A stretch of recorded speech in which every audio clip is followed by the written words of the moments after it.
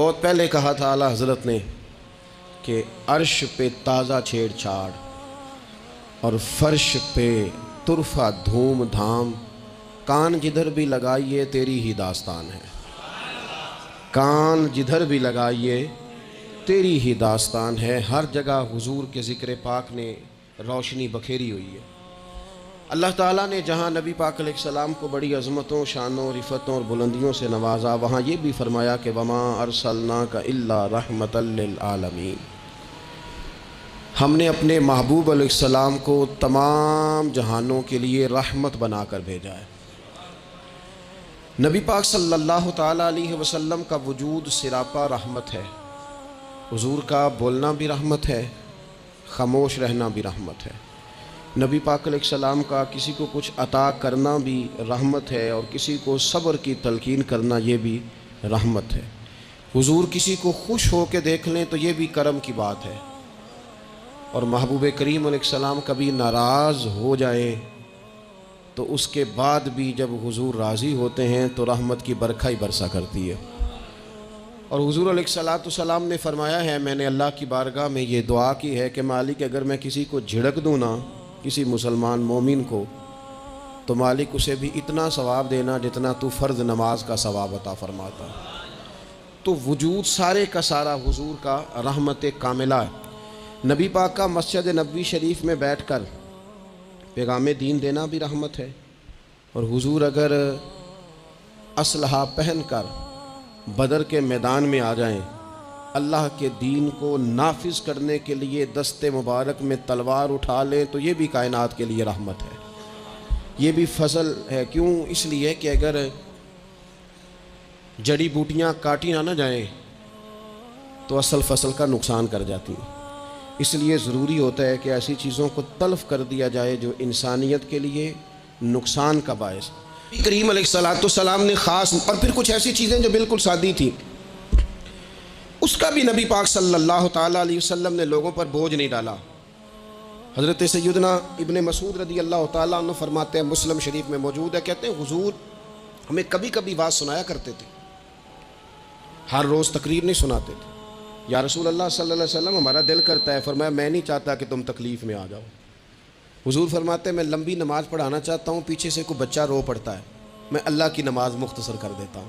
نبی پاک صلی اللہ تعالیٰ علیہ وآلہ وسلم کی عادت مبارکہ تھی، حضور سواری پہ چل رہے ہوتے تھے تو کوئی غلام ساتھ چلنا چاہتا تھا تو فرماتے تھے تو میرے ساتھ آ کے سواری پہ بیٹھ جا۔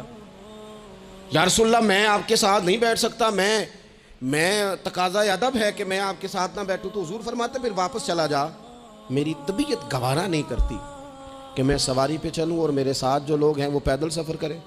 احساسات، جذبات، محبوب کریم کو اللہ تبارک و تعالیٰ نے جو دل عطا کیا، آپ دیکھیں چھوٹے چھوٹے بچوں، وہ ہمارے ہاں نا جی بزرگ ناراض نہ مجھ سے ہو جائیں، ہمارے ہاں بزرگ بعضوں کا شکوہ کرتے ہیں، کہتے ہو کاکا ادھر آئے نا تو میرے نہ سلام نہیں لئی، بھئی آپ لے لیتے سلام، یہ کچھ جھگڑے والی بات ہے، آپ سلام کر دیں۔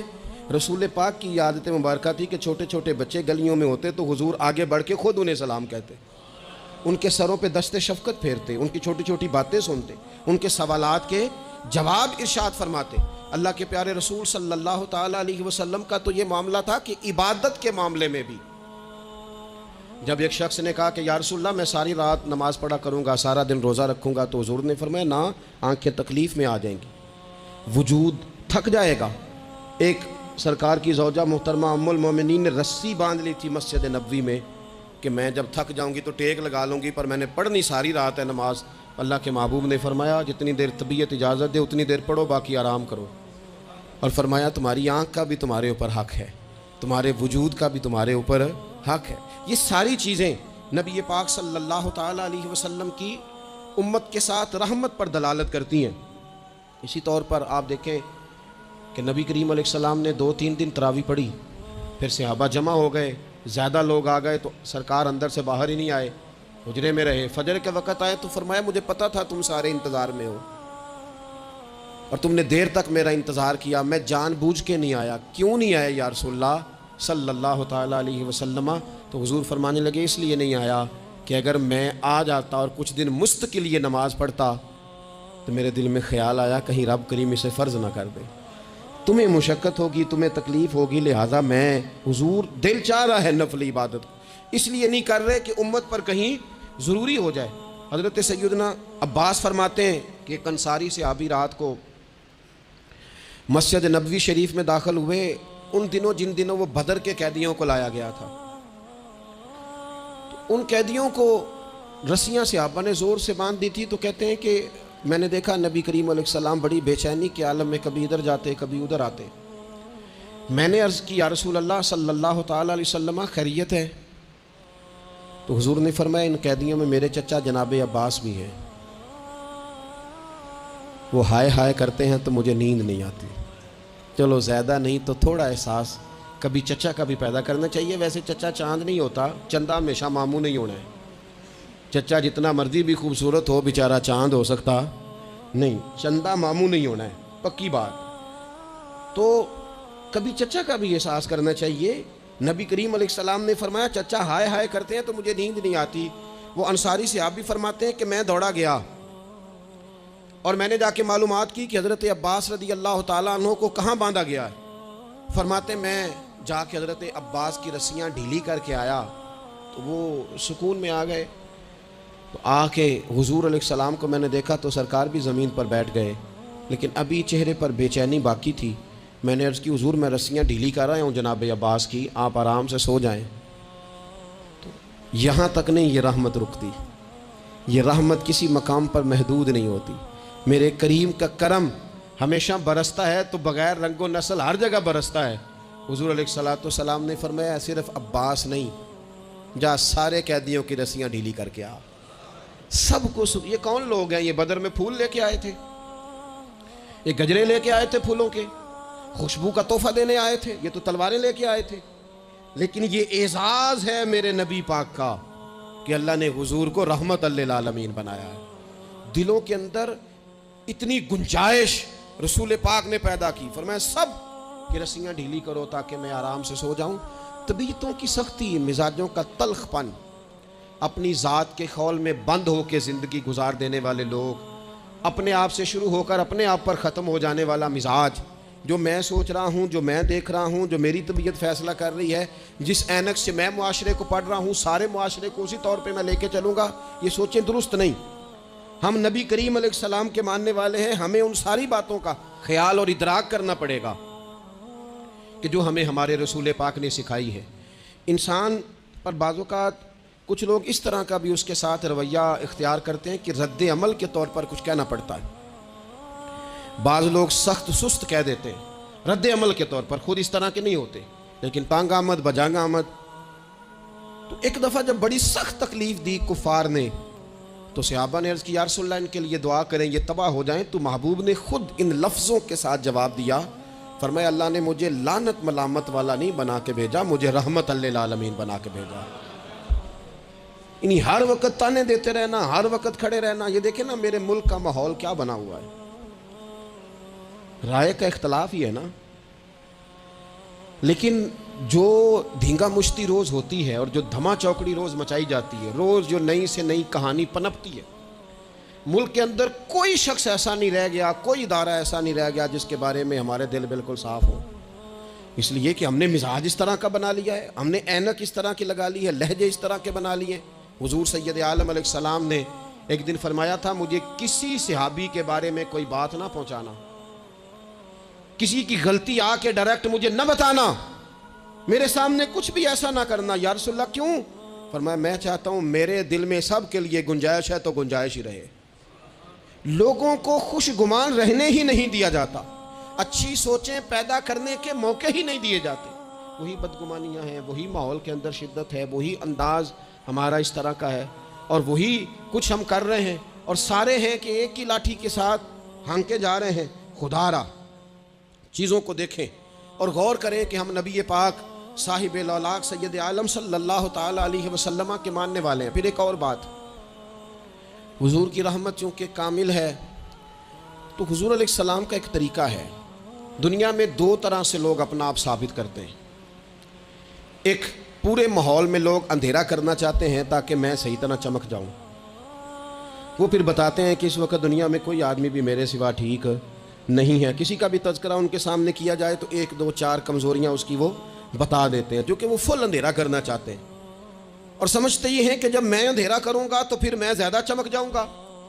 اس لیے باقاعدہ منصوبہ بندی کی جاتی ہے اور باقاعدہ لوگ بٹھائے جاتے ہیں اور کردار کشی کرنا ایک پورا ماحول بنا دیا گیا، اور کوئی بھی شخص اس سے مبرہ نہیں، وہ دینی تعارف رکھتا ہو یا دنیاوی تعارف رکھتا ہو، سیاسی سماجی معاشرے میں کوئی مقام رکھتا ہو یا سیاسی قد کاٹ سے اس کا تعارف ہو، کردار کشی عام بنا دی گئی اور اس پر لوگ خوش ہوتے ہیں. میرے بھائیوں، نبی کریم نے بھی اپنا اثبات کیا ہے، لیکن رسول پاک کا طریقہ یہ نہیں ہے کہ کسی دوسرے کی نفی کر کے ہی اپنا اثبات ہوتا ہے. قرآن تو نبی پاک پہ نازل ہوا ہے نا، حضور قرآن لے کے آئے ہیں، پر اس قرآن میں تو حضرت موسیٰ کی تعریفیں بھی ہیں، حضرت عیسیٰ کے تذکرے بھی ہیں، جناب عیسیٰ کے معجزات بھی ہیں، اس میں تو حضرت نوح کا ذکر بھی ہے، اس میں تو حضرت آدم کا ذکر بھی ہے، اس میں تو حضرت یوسف علیہ السلام کے حسن و جمال اور کمال کے تذکرے، اس میں تو جناب لقمان حکیم کی حکمت اور دانائی کی بات ہے، اس میں تو حضرت خضر کا تذکرہ ہے.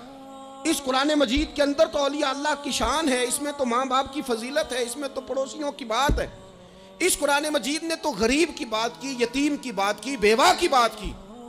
تو رسول کریم نے بتایا کہ دوسروں کو پیچھے کر کے اپنے آپ کو آگے نہیں کیا جا سکتا، تم سب کو ساتھ لے کے چلو، تمہیں اللہ امامت عطا فرما دے گا. حضور نے تعارف کرایا اپنی امت کو سارے نبیوں کا، رسولوں کا، حضور نے ان کے تذکرے کیے، احادیث میں ان کے تذکرے ہوئے، حضور نے ہر ایک کی شانیں بلند کر کر کے بیان کی اور فرمایا کسی نبی کی بات میرے ساتھ ملا کر اس طرح نہ کرنا کہ ان کی کسر شان ہو جائے معاذ اللہ، میرا اور اس کا تقابل اس طرح نہ کرنا کہ وہاں کسر شان. وہ کسی نے میرے اعلیٰ حضرت کے سامنے کہا تھا نا، شان یوسف جو دبی وہ بھی اسی در پہ دبی. تو اعلیٰ حضرت کہنے لگے حضور تو کسی کو دبانے آئی نہیں، یہ تو کیا بات کر رہا ہے، تو کہہ شان یوسف جو بڑی وہ بھی اسی در سے بڑی. یہ کہہ کہ نبی پاک تو عزتیں دینے آئے، ہر ایک کی قسمت میں حضور نے عزت لکھی. کہا باپ راضی ہو گیا تو رب راضی ہو گیا. فرمایا ماں کے قدموں کے نیچے جنت، بہنوں کی بیٹیوں کی پرورش جو کر کے آئے گا میرے ساتھ جڑ کے انگلیوں کی طرح جنت میں جائے گا. فرمایا تم میں سب سے بہتر وہ جو اپنے گھر والوں کے لیے، اپنی بیوی کے لیے بہتر، میں تم سب سے زیادہ اپنے گھر والوں کے لیے بہتر. فرمایا پڑوسی سے اس نے سلوک کرنے والوں یاد رکھنا کہ اس کے تو حق اتنے زیادہ ہیں کہ ڈر ہے کہ کہیں وراثت میں شامل نہ کر دیا جائے. نبی پاک علیہ السلام نے فرمایا جو بی بی صرف حاملہ ہو، حاملہ، اسے رب کی بارگاہ میں اتنا ہی اجر ملتا ہے جتنا تلوار لے کے جہاد کرنے والے کو ثواب ملتا ہے. اور جب اس کے ہاں بچے کی ولادت ہوتی ہے اللہ اسے شہید جتنا درجہ دیتا ہے. اور جب وہ بچے کو دودھ پلاتی ہے تو ایک ایک گھونٹ کے بدلے رب غلام آزاد کرنے کا ثواب عطا کرتا ہے. یا رسول اللہ اسی کی صرف شان ہے؟ فرمایا نہیں، آدمی کے بال سفید ہو جائیں، مومن مسلمان سفید بالوں والا، اگر تم نے اس کی عزت کی تو سمجھ لینا تم نے اپنے رب کا احترام کیا ہے. یا رسول اللہ تاجر؟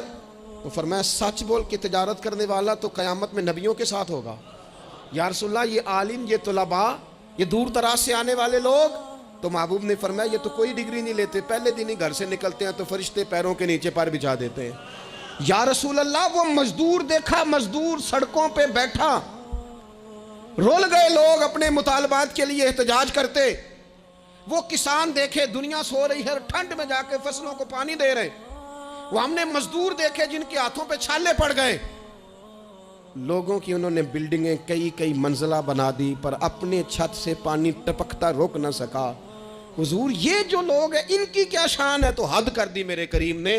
فرمایا محنت کر کے روزی کمانے والا تو اللہ کا دوست ہے، اس کو تو اللہ نے قرب دے دیا دوستی. تو نے ہر شخص کی قسمت میں یہ عزت لکھی اور آخری خطبے کی صورت میں بھی وصیت لکھی. حضور نے ہر شخص کو احترام دیا، ہر ایک کو اکرام دیا. لوگوں کو پیچھے دھکیل کے قد اونچا نہیں ہوتا، بلکہ شمع سے جتنی مرضی شمعیں جل جائیں اس کی اپنی روشنی میں کبھی کمی نہیں آیا کرتی، بلکہ حد ہو گئی. ایک دن نبی پاک علیہ السلام نے حضرت جبریل امین سے پوچھ لیا. فرمایا جبریل سب کو میری رحمت سے حصہ ملا ہے، آپ کو بھی کوئی ملا ہے؟ وہ ملا تو بتاؤ نا. تو حضرت جبریل عرض کرنے لگے حضور بالکل ملا ہے. کہا کس طرح؟ عرض کی یا رسول اللہ جب سے ابلیس کا انجام دیکھا تھا نا ڈر آتا تھا، خدا جانے خاتمہ کس طرح کا ہو. لیکن جب آپ آئے، قرآن آیا اور قرآن میں حضرت جبریل کا ذکر آیا تو فرماتے ہیں میں سمجھ گیا اب اللہ نے کرم کر دیا ہے، اب طے کر دیا ہے کہ جبریل امین علیہ السلام کے جو اعزازات ہیں وہ ہمیشہ اعزاز ہی رہیں گے۔ نبی پاک کی رحمت سے ہر شخص کو حصہ ملا، حتیٰ کہ کفار کو، مشرکین کو، منافقین کو۔ رسول پاک علیہ السلام ہر ایک کے لیے رحمت بن کے تشریف لا، یہاں تک کہ جانور بھی حضور کے پاس آتے تھے تو اپنے دکھ سنا جاتے تھے، حضور تو ان کو بھی تھپکیاں دیتے، تسلیاں دیتے۔ حضرت انس بن مالک کہتے ہیں لوگوں مجھے وہ دن بھولتا ہی نہیں جس دن نبی پاک مکے سے ہجرت کر کے مدینے آئے تھے۔ لوگ گلیوں میں، چھتوں پہ، حضور کی اونٹنی کے گرد یا رسول اللہ یا محمدہ کی صدائیں ہم نے اپنے کانوں سے سنی۔ ایک بڑی شان رکھنے والا قبیلہ بنو نجار، اس کی بچیاں کونے میں دف لے کے بیٹھ گئیں، کہنے لگی یہ نہ سمجھنا کہ ہم کوئی عام ہیں، ہم بہت بڑے خاندان کی بیٹیاں ہیں، لیکن آج یہاں اس لیے بیٹھی ہیں کہ دیکھو تو صحیح ہمارے پاس آیا کون ہے۔ وہ ننھی بچیاں جو بیٹھ کر وہاں دف بجاتی تھیں، وہ رسول پاک کی جانب اشارے کر کے گاتی تھیں اور کہتی تھی ہم ہیں بچیاں نجار کے عالی گھرانے کی، ہمیں خوشی ہے آمنہ کے لال کے تشریف لانے کی، خوشی ہے آمنہ کے لال کے، بس رہے گا یوں ہی ان کا چرچا رہے گا یوں ہی ان کا، پڑے خاک ہو جائیں جل جانے والے۔